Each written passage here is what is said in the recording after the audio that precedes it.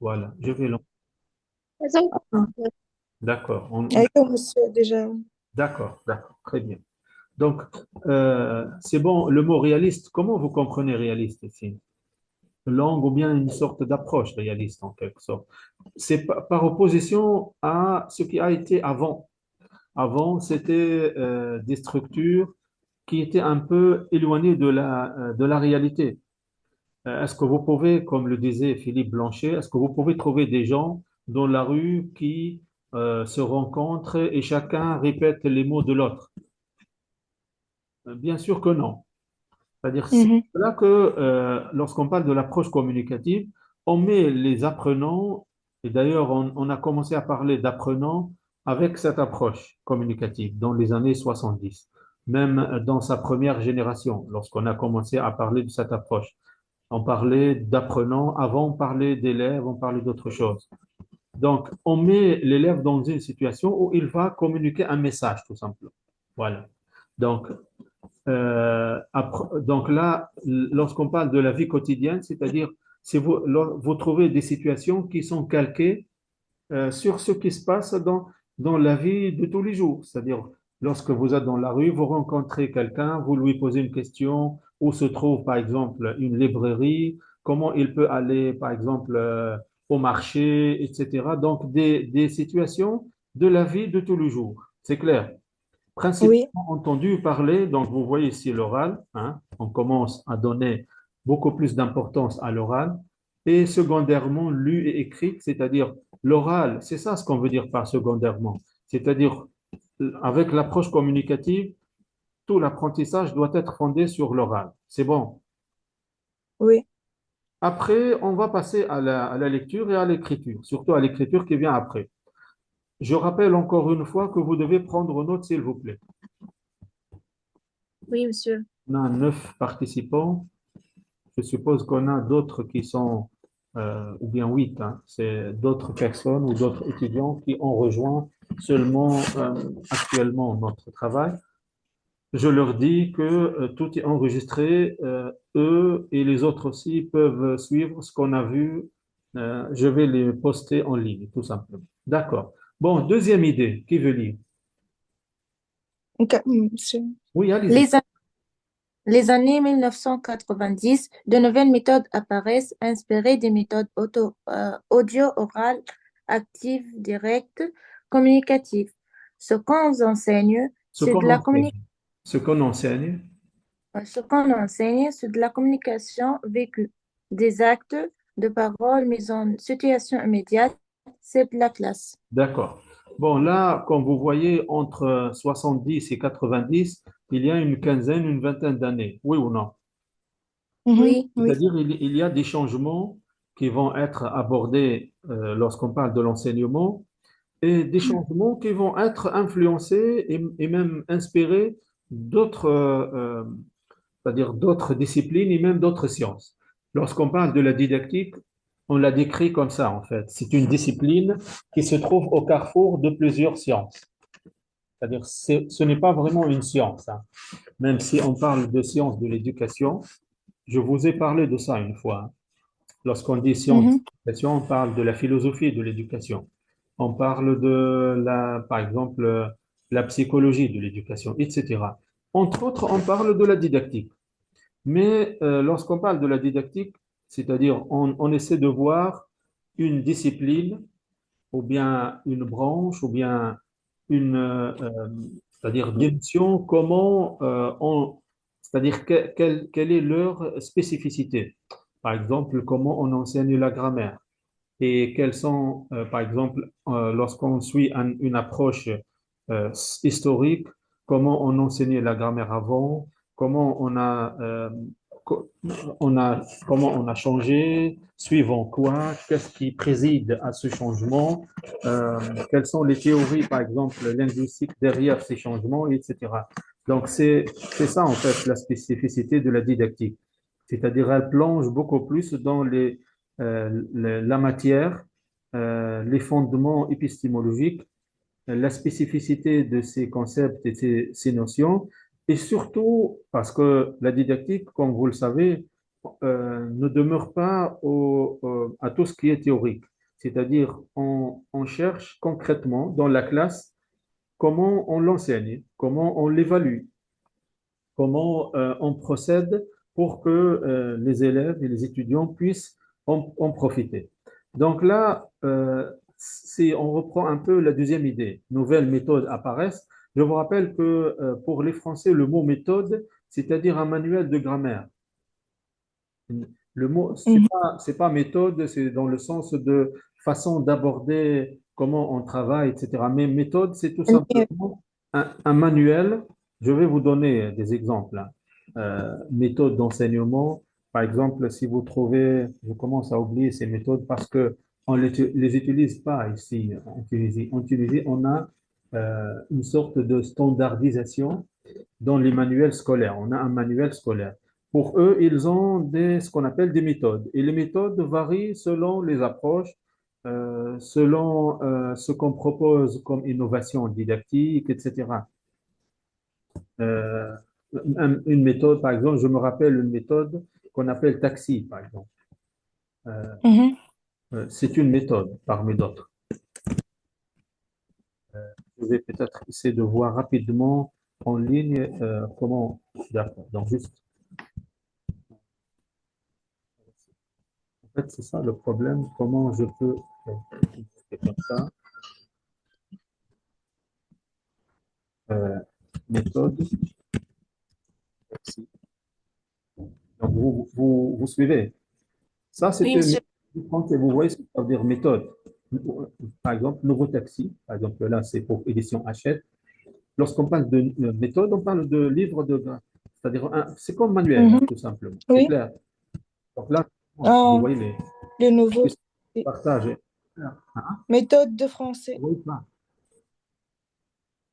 c'est bon. Oui, monsieur. D'accord. Donc, lorsqu'il dit méthode ici, il parle de ça, tout simplement. Donc, je reprends là. Où est-ce que c'est? Voilà, ici. Lorsqu'il dit nouvelle méthode apparaissent, il parle de ça. Et il dit ces méthodes sont inspirées des méthodes audio-orales. Je ne sais pas ce qu'on en a parlé. Sinon, on va revenir, lorsqu'on dit audio-oral ou ce qu'on appelle les méthodes SGAV, structuro-globale, audio-orale, c'est-à-dire fondées surtout sur l'oral.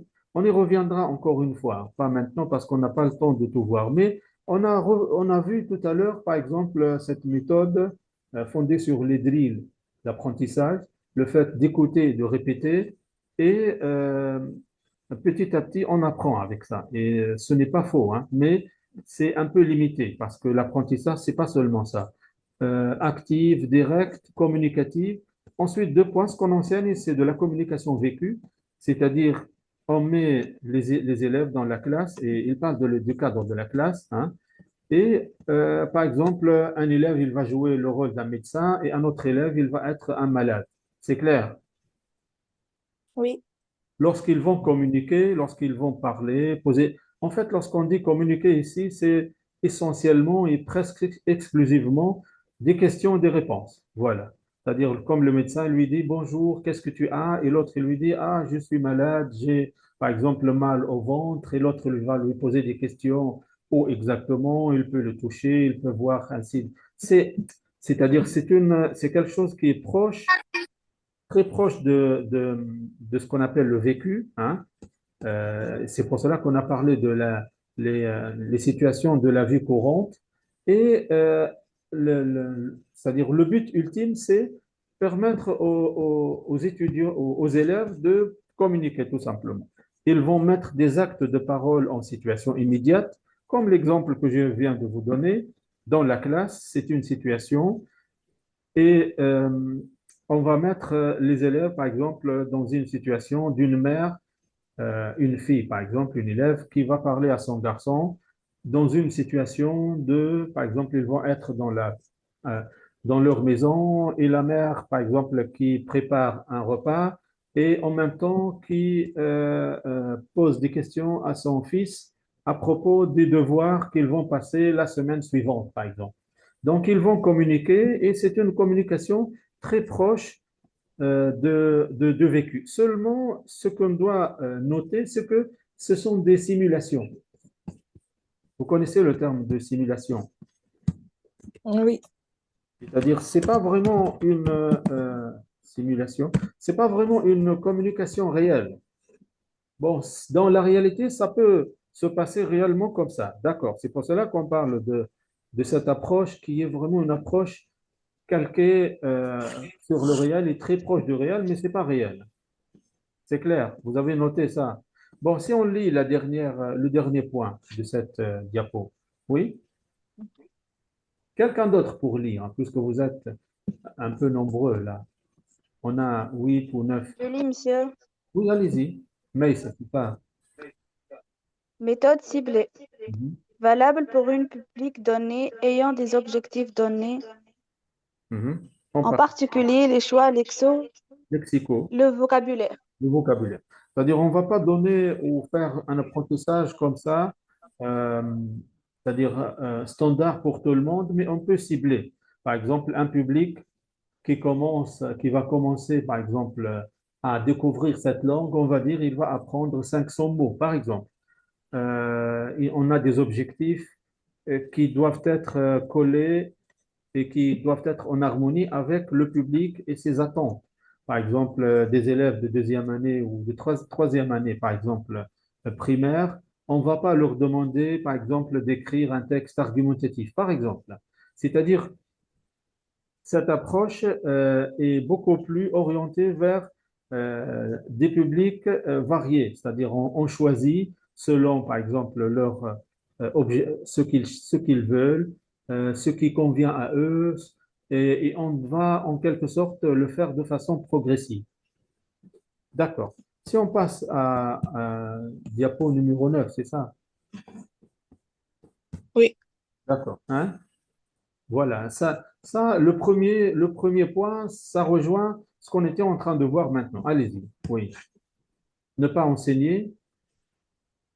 Ne pas enseigner tout à tout le monde, ça doit suivre l'âge, l'intérêt, l'objectif. Exemple, les jeunes enfants, les adolescents, les adultes. D'accord. Les adultes. C'est-à-dire, vous pouvez faire un apprentissage à part pour les adultes, par exemple. Et ce ne sera pas la même chose pour les jeunes. Par exemple, les adultes, vous pouvez leur parler de quelque chose qu'ils aiment, quelque chose qui les intéresse. Vous pouvez choisir des situations qui vont éveiller leur intérêt, ce qui n'est pas le cas pour les jeunes, par exemple. Une Oui. situation, une leçon, par exemple, une activité peut intéresser des jeunes sans forcément intéresser, par exemple, des adolescents, etc. Donc là, c'est ce Mhm. qu'on vient de dire tout à l'heure, hein. Donc, ne pas enseigner tout à tout le monde, c'est-à-dire il faut cibler ce qu'on enseigne. À partir de, avec cette approche, Mhm. on commence à faire un ciblage. Bon, deuxième idée, Si on veut les impliquer, il faut leur parler des préoccupations de la vie quotidienne. c'est-à-dire au lieu de parler de quelque chose de virtuel, quelque chose qui est éloigné Mhm. de leur vie, ça peut ne pas vraiment les impliquer. Le mot impliquer ici est très très important. Impliquer dans le sens de intéresser, susciter l'intérêt, stimuler, pour qu'ils puissent. Donc le mot impliquer, il renvoie encore une fois à cette pédagogie par objectif qu'on n'a pas évoquée ici. Il renvoie aussi à ce qu'on appelle le behaviorisme. C'est-à-dire, si vous voulez que Oui. changement, il faut qu'il y ait tout d'abord un intérêt quelconque. C'est-à-dire, si vous parlez et les élèves ne vous suivent pas, ou bien ne s'intéressent pas, comment ils vont s'impliquer et comment vous allez aspirer à un changement chez eux? Est-ce que vous voyez l'importance de ce mot impliqué? Oui. Donc, il faut leur parler c'est-à-dire ce qui les préoccupe et surtout, c'est quelque chose qui est très proche de la vie quotidienne. D'accord, on passe. Différentes situations de communication qui ne sont pas les mêmes pour tout. Qui ne sont pas les mêmes pour tous. Donc là, ça vous rappelle un peu cette pédagogie différenciée. C'est-à-dire, il faut savoir, par exemple, ce qui intéresse des étudiants ou des élèves de telle ou telle région par rapport à d'autres d'une autre région. Il faut savoir, par exemple, trouver des situations qui peuvent intéresser, par exemple, des jeunes et En fait, cette idée, elle complète l'idée qu'on vient de voir ici, hein, la première. C'est-à-dire, il faut Oui. Oui. surtout cette idée de situation de communication. Donc là, vous voyez derrière ce choix didactique, il y a un autre choix pédagogique, un autre choix linguistique, pardon. Lorsqu'on parle de situation de communication ou schéma de communication, on parle d'une autre linguistique ou bien une théorie linguistique qui focalise sur ce qu'on appelle le schéma de la communication. Et à partir des années 60, on a commencé à parler des fonctions du langage et c'était une autre linguistique qui a été en vogue en quelque sorte jusqu'à maintenant en fait, hein. On en voit les traces avec Roman Jacobson qui a décrit en quelque sorte ce que vous connaissez et ce que vous faites, hein. Comme dans notre situation maintenant. On a un locuteur qui parle à quelqu'un d'autre qui est un récepteur. Oui ou non, vous le savez ça ou non? Oui, Et il y a entre eux un message. message au canal. Voilà, il y a un canal, il parle de quelque chose et il Mhm. utilise un code, etc. Ces six, si vous voulez, éléments avec la focale à chaque fois sur un élément, c'est ce qu'on appelle les fonctions du langage, Oui, ont eu en quelque sorte une grande importance sur l'enseignement, apprentissage des langues. Donc là, on cherche avec, surtout, on a commencé à en parler avec l'approche communicative, c'est-à-dire on met surtout cette notion de situation de communication. Lorsqu'on va faire en sorte que les élèves communiquent et passent un message, tout le reste va venir. mhm. D'accord. On passe maintenant à l'autre idée, émergence, Émergence de la notion de besoins langagiers, professionnels, sociaux. sociaux ou même scolaires. Mhm. Les élèves, ils vont Réintégrer, savoir, ou bien celui qui apprend une langue, de quoi il va avoir besoin exactement. C'est-à-dire, ça vous rappelle cette idée de ciblage. On n'enseigne pas tout, mais on va cibler ce dont on a besoin pour communiquer, pour être persuasif, pour stimuler, par exemple, ou pour avoir l'adhésion d'un récepteur, etc. Oui, dernier. réintégrer la méthode indirecte, Mhm. utilisation légitime d'une autre langue dans la classe comme la langue maternelle. C'est-à-dire, avec l'approche communicative, vous pouvez, par exemple, en apprenant à vos élèves le français, vous pouvez utiliser, c'est pas interdit, vous pouvez utiliser la langue arabe. Donc, c'est ce qui est dit ici, hein, même s'il y a il y a beaucoup qui sont contre ça. C'est-à-dire, vous pouvez utiliser en apprenant. Bon, on va pas vraiment, bon, pour que ce soit clair, hein, c'est-à-dire, on va pas apprendre le français en utilisant ou bien en parlant l'arabe. Mais le recours parfois à une structure, par exemple, pour que les élèves comprennent mieux. Parfois, on traduit. On vous dit ici, c'est pas vraiment interdit. Voilà. Et pour finir, voilà, on Mhm. parle de l'interculturel. Qui veut lire ça? Personne. Ah, Et ah ben non, j'ai Samy développé. prend la parole. Hmm. Développer l'interculturel, favoriser la rencontre entre les peuples et leur culture, développer la bienveillance, la tolérance. La C'est un tolérance. apprentissage de la langue, mais aussi de mode de vie, de pensée ou la didactique des langues cultures étrangères. D'où. Donc là, on va peut-être commencer par la fin. D'ailleurs, maintenant, on parle de la didactique des langues cultures. Culture étrangère. Mhm. Le mot étrangère, vous pouvez le supprimer. On reste seulement peut-être dans la didactique des langues cultures. Parce que lorsque vous apprenez une langue, forcément, il y a une culture qui est incluse dans cette langue qu'on doit vraiment aborder de manière directe et indirecte. Donc là, ça peut être une autre, par exemple, spécificité de l'approche communicative, c'est on développe un peu plus l'ouverture à d'autres langues, à d'autres cultures. Est-ce que c'est clair? Ce qui n'est pas le cas avant. Pour finir, on va reprendre cette idée de une définition. Vous la voyez, Mhm. d'accord. Donc, Une approche. j'ai pris cette définition de ce dictionnaire de Jean-Pierre Robert.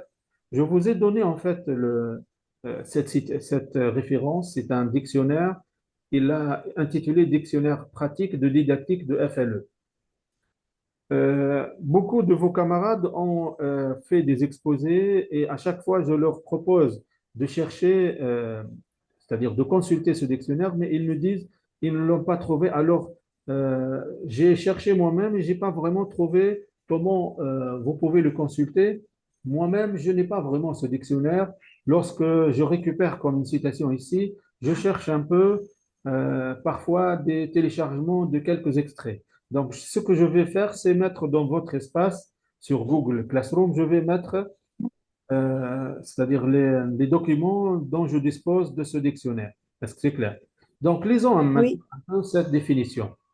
Donc là, il définit l'approche communicative. Elle, c'est l'approche communicative. Et, Allez, suivez-le. et Et, l'accent sur la situation de communication et plus spécialement sur le message utilise de préférence des documents authentiques, propose des activités réalistes parce que plaqué sur les situations de la vie quotidienne a pour objectif de rendre progressivement l'élève.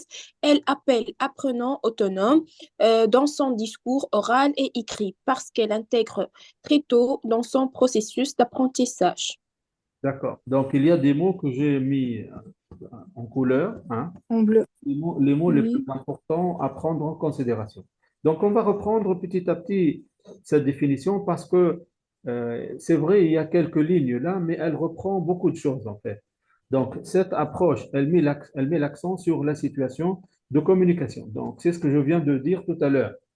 C'est-à-dire, si vous voulez chercher le fondement ou les fondements théoriques de cette approche, c'est-à-dire d'où est-ce qu'on a commencé à parler de approche. Et d'ailleurs, vous voyez le mot une approche cognitive. Parce qu'avant, Oui. par exemple, si vous regardez l'approche par objectif, par exemple, pédagogie par objectif, c'est-à-dire on a un objectif. D'ailleurs, j'ai dit, on y reviendra. Donc, on a encore 10 minutes. Ben, donc, on doit finir dans 10 minutes et on va s'arrêter là. Donc, j'ai dit, on va D'accord. prendre encore une fois dans une autre rencontre, ici en ligne ou bien dans la classe, pour reprendre un peu, Mhm. ça veut dire pédagogie par objectif. C'est-à-dire, on met un objectif à atteindre dans la classe et on cherche à réaliser cet objectif et on se fonde surtout et de manière si vous voulez, fondamentale sur le behaviorisme. C'est-à-dire, on ne s'intéresse pas à la façon dont l'élève apprend ou bien réalise un exercice. On s'intéresse, Mais au, hein? Oui, allez-y. au comportement, Oui, le comportement, c'est-à-dire un stimulus, à la fin, on va voir la réponse. S'il y a des erreurs, c'est parce que l'élève n'est pas concentré ou encore il est fatigué ou je ne sais pas quoi. Et on évalue seulement le résultat, le produit. Là, quand vous oui, voyez la dernière ligne de cette définition, on commence à parler d'un processus, c'est-à-dire tout au long de ce moment d'apprentissage, que fait l'élève? Comment il va en quelque sorte apprendre? Qu'est-ce qu'il va faire de ces données dont il dispose déjà? Il y a cette notion de processus, c'est-à-dire ça prend du temps, et il y a aussi cette possibilité que les connaissances qu'il a déjà, qui peuvent être bonnes ou qui peuvent être correctes, c'est-à-dire il va y avoir un conflit que le professeur ou l'enseignant doit vraiment voir et doit aider l'élève à, en quelque sorte, instaurer l'apprentissage correct. C'est ce qui nécessite vraiment du temps.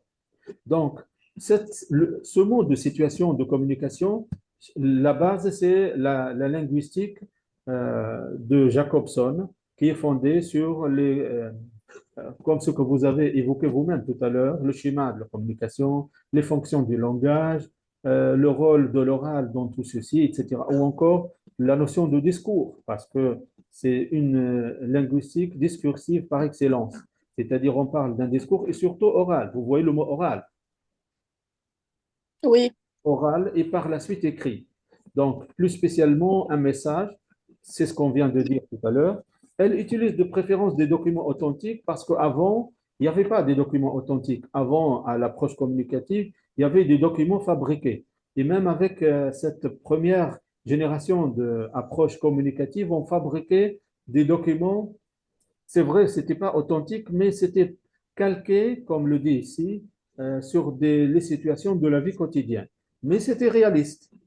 Regardez son objectif. a pour objectif de rendre progressivement, et là, cette notion de progressivement, elle vous rappelle le mot processus, l'élève et quel appelle apprenant. Je vous ai dit tout à l'heure, on a commencé à parler de cette notion apprenant à partir de l'approche communicative. Elle essaie de le rendre autonome. C'est-à-dire, si petit à petit l'élève va se détacher de l'enseignant et aussi du savoir, petit à petit, il va lui-même devenir autonome dans son apprentissage, dans, si vous voulez, sa recherche, dans les activités qu'il fait. Bien sûr, tout ceci ne diminue pas le rôle de l'enseignant. C'est-à-dire, il est toujours l'orchestre de tout, hein. Mais on va aborder ou on va valoriser un peu plus le paradigme de l'apprenant.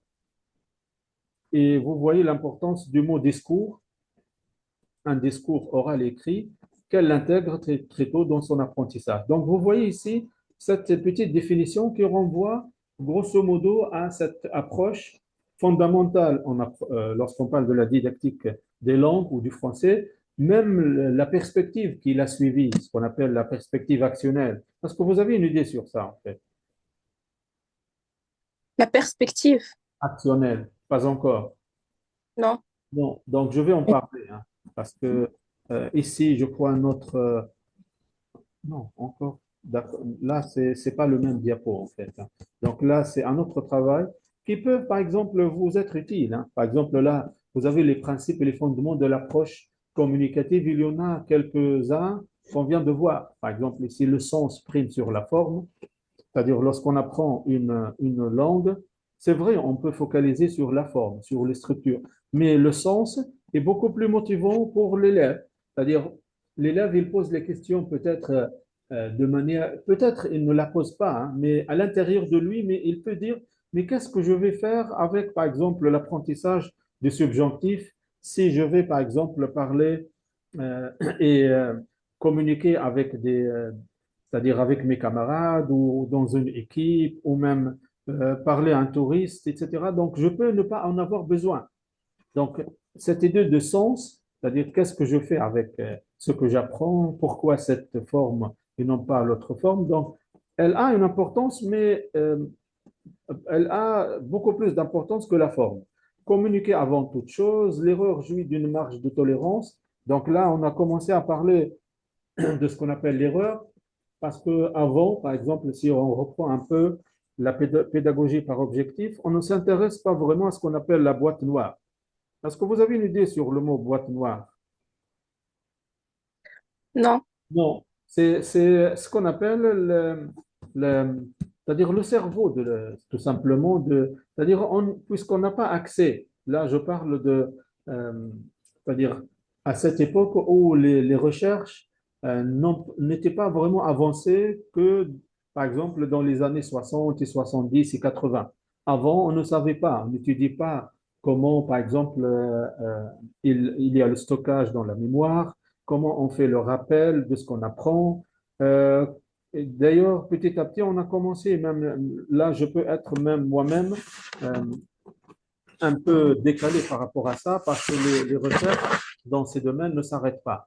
À partir de ce moment, on a commencé à creuser un peu dans ce qu'on appelle la boîte noire, c'est-à-dire le cerveau et les capacités mentales et les activités qui concernent la mémoire et tout. C'est ce qu'on appelle une approche cognitive. Cognitive, c'est en rapport avec la cognition, c'est-à-dire comment on apprend, euh, qu'est-ce qu'il faut pour que l'apprentissage soit euh, efficace, etc. Et que fait exactement, quelle est la réaction des apprenants qui reçoivent un document ou bien un support, et quelle est la meilleure façon de tirer profit de tout ceci. Donc, on commence à s'intéresser petit à petit à ce qu'on appelle le cerveau, les capacités intellectuelles ou mentales.